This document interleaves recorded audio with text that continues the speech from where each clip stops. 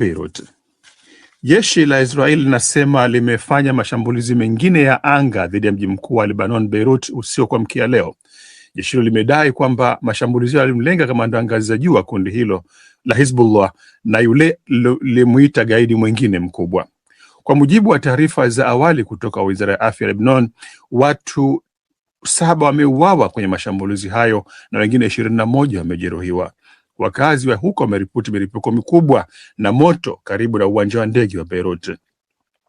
Awali wanamgambo wa Hezbollah walikuwa wamerusha makombora droni kuelekea kaskazini mwa Israel ambako watu kadhaa watajwa kujeruhiwa. Israel iliyovamia Lebanon baada ya Hezbollah kujiunga na vita vinavyoendelea dhidi ya Iran imesema inapanga kulitwaa na kulikalia eneo zima la kusini mwa mto Litani lenye ukubwa wa maili 20 kwenye mpaka wake wa kaskazini. Tayari Israel imeshathibitisha kupoteza wanajeshi wake 10 wakiwemo 4 waliouawa jana kwa mashambulizi ya Hezbollah inayojaribu kuwarudisha nyuma wanajeshi wa Israel. Moscow. Ndege ya kijeshi ya Urusi imeanguka kwenye eneo la Crimea ambako watu wote 29 waliokuwa wamepoteza maisha. Wizara ya Ulinzi ya Urusi inasema sababu ajali hiyo matatizo ya kiufundi, lakini tayari kumekuwa na uvumi kwenye blogu za masuala ya usalama kwamba imeangushwa na jeshi wa Ukraine kwenye jimbo hilo ambalo lilitwaliwa kwa nguvu na Urusi kutoka Ukraine mwaka 2014. Shirika la habari la Urusi TASS linasema kabla ya kuripotiwa kwa ajali hiyo, ndege hiyo ilipoteza mawasiliano na vituo vya kuongezea safari majira ya saa 12 jioni ya jana. Ndege hiyo chapa AN-26 ni aina ya ndege mashuhuri za kusafirisha mizigo na inaweza kubeba hadi abiria 40 kwa masafa mafupi na ya kati. Hata hivyo, kumekuwa na ajali nyingi za ndege hizo zilizoanza kuundwa kwa miaka ya 60 ambapo mara nyingi hitilafu za kiufundi hutaja kuwa sababu. Berlin. Ujerumani inaanza hivi leo kutekeleza kanuni mpya kwa vituo vya mafuta baada ya bei ya mafuta kupanda kwa kasi sana kutokana na vita vya Marekani na Israel dhidi ya Iran. Kupitia kanuni hiyo mpya, vituo vya mafuta vinaruhusiwa kupandisha bei mara moja tu kwa siku na wakati wa mchana. Kanuni hiyo imeanzishwa ili kudhibiti upandaji wa bei za mafuta na kuhakikisha kuna uwazi zaidi kwenye biashara hiyo ya nishati iliyo muhimu. Hata hivyo, kanuni hiyo ilichapishwa kwenye gazeti rasmi la serikali hapo jana haikatazi kushusha bei wakati wowote ule. Hatua ya Ujerumani inafuatia uamuzi kama ulichukua na Austria ambako imekuwa ikitekelezwa muda mrefu ingawa imetiliwa nguvu zaidi kwenye siku za hivi karibuni. Vyama vyenye vituo vya mafuta na kampuni za huduma za magari zinasema huenda kanuni hiyo ikaathiri pakubwa biashara zao. Hatimaye Bujumbura. Milipuko kadhaa imesikika kwenye mji mkuu wa Burundi, Bujumbura, baada ya moto kuzuka kwenye ghala silaha ya kambi moja ya kijeshi mjini humo hapo jana. Milipuko hiyo ilizusha taharuki kwenye maeneo mbalimbali ya mji huo wenye wakazi zaidi ya milioni 1, huku kombora likiangukia karibu na kituo cha redio cha taifa. Kwenye video iliyoonekana shirika la habari la AFP, moshi mrefu wenye umbo la uyoga ulitanda kwenye anga la Bujumbura magharibi ya jana, huku vyombo vya habari vya huko vikisambaza uvumi usiothibitishwa wa milio ya risasi. Hali bado ni tete Mashariki ya Kati. Mashambulizi ya Israel na Marekani dhidi ya Iran na vile mashambulizi ya Iran dhidi ya Israel na nchi za Ghuba ambazo ni washirika wa Marekani yanaendelea kurindima. Haya yanajiri mnamo wakati mazungumzo ya kusaka amani yakidaiwa kuendelea. Ili kufahamu yaliyojiri kuhusiana na mzozo huo, huyu hapa Mohamed Helef.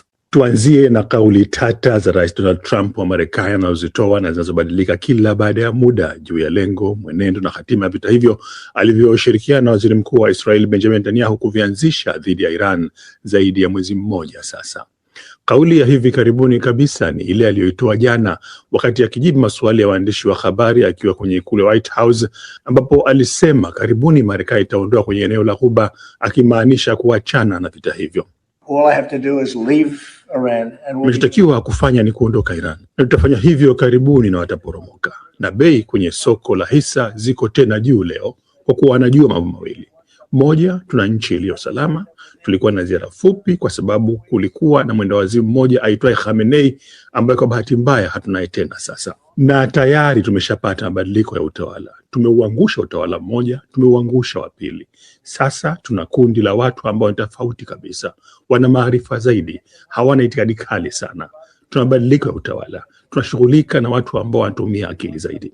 I would say that within, Trump aliongeza kwamba ndani ya wiki 2 ama 3 wanajeshi wake watakuwa wameondoa kwenye vita hivyo, akisema kuwa si lazima afikie makubaliano na Iran kwa yeye kuchukua uamuzi kama huo, akimaanisha kuwa vita vinaweza kumalizika bila hata ya mkataba wowote kati ya Washington na Tehran. Kauli ya Trump imeungwa mkono waziri wake wa mambo ya kigeni Marco Rubio, ambaye amesema tayari kuna ishara za kumalizia kwa vita hivyo hivi karibuni.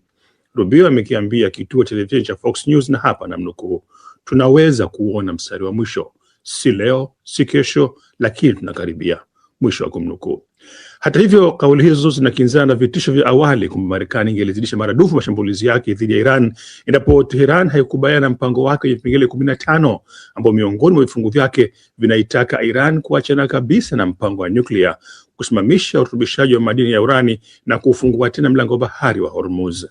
Lakini waziri wa mambo ya kigeni wa Iran Abbas Araghchi amekiambia kituo cha televisheni cha Al Jazeera kwamba kweli amekuwa akipokea ujumbe wa moja kwa moja kutoka kwa mjumbe maalum wa Marekani Steve Witkoff, lakini hilo halimaanishi kamwe kwamba kuna mazungumzo yote baina yao.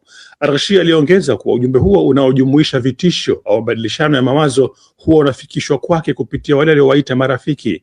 Ingawa hakuwataja marafiki hao, inafahamika kuwa Uturuki, Misri na Oman zimekuwa kwenye juhudi za kuzileta pamoja Iran na Marekani kwenye meza ya mazungumzo. Hayo yakijiri, kwenye uwanja wa mapambano hakuna kilichobadilika.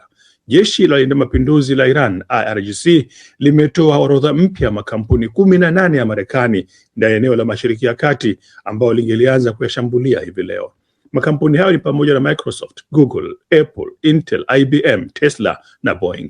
Orodha hiyo imetolewa baada ya Iran kuyashambulia maeneo ndani ya Israel, meli ya mafuta karibu na Qatar na nyingine kwenye bandari ya Dubai. Vita vinavyoendelea kati ya Iran kwa upande mmoja na Marekani pamoja na Israel kwa upande mwingine vinaendelea kuathiri biashara ya dunia. Wakati matumaini yakiongezeka kuwa mgogoro huo unaweza kumalizika, hali bado haijatulia, hasa katika mlango bahari wa Hormuz, njia muhimu inayopitisha takriban 20% ya mafuta ya dunia. Ripoti ya mwandishi wa DW Nick Martin inasomwa studioni na Lilian Mtono. Rais wa Marekani Donald Trump ameendelea kutoa onyo kali dhidi ya Iran, huku akibadilisha msimamo mara kwa mara kuhusu mashambulizi ya miundombinu ya nishati. Iran nayo inaruhusu baadhi ya meli kupita Hormuz, lakini inakanusha kuwepo kwa mazungumzo ya kusitisha vita. Wataalamu wanasema kadiri vita vinavyoendelea ndivyo athari zake kwa uchumi wa dunia zinavyoongezeka, kuanzia kupanda kwa bei ya mafuta hadi mfumuko wa bei na kupungua kwa ukuaji wa uchumi.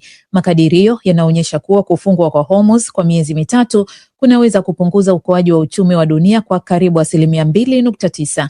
Hata mlango huo utakapofunguliwa, haitakuwa rahisi kurejesha hali ya kawaida.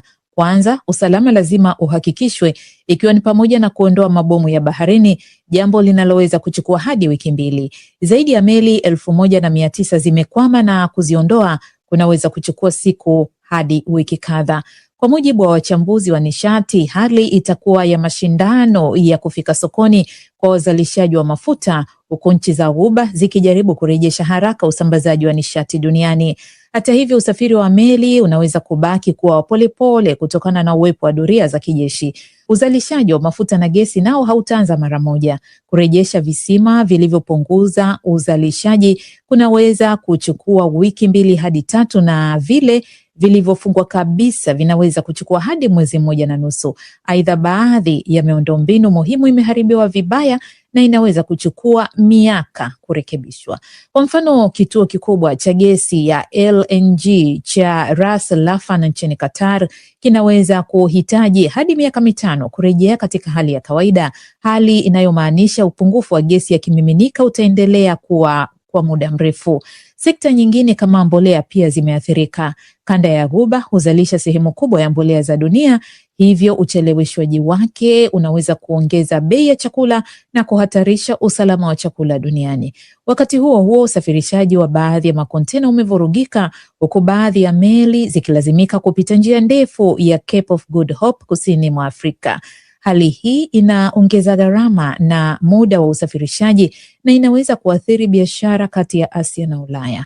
Zaidi ya hayo, njia nyingine muhimu ya bahari, mlango wa Bab el Mandeb, bado inakabiliwa na vitisho vya kiusalama, hasa kutoka kwa waasi wa Houthi nchini Yemen wanaoungwa mkono na Iran, jambo linalozidisha changamoto kwa sekta ya usafirishaji wa kimataifa. Hata baada ya Hormuz kufunguliwa tena, athari za vita hivi hazitaisha mara moja. Bei za mafuta tayari zimepanda na uhaba wa bidhaa muhimu unatarajiwa kuongezeka kwa miezi ijayo. Wataalamu wanaonya kuwa dunia inaweza kukumbwa na hali ya kile kinachojulikana kama stagflation, ambayo ni mchanganyiko wa bei kupanda, ajira kupungua na uchumi kudorora, hali ambayo inaweza kuchukua muda mrefu kurekebishwa. Na sasa tuelekea Afrika Mashariki.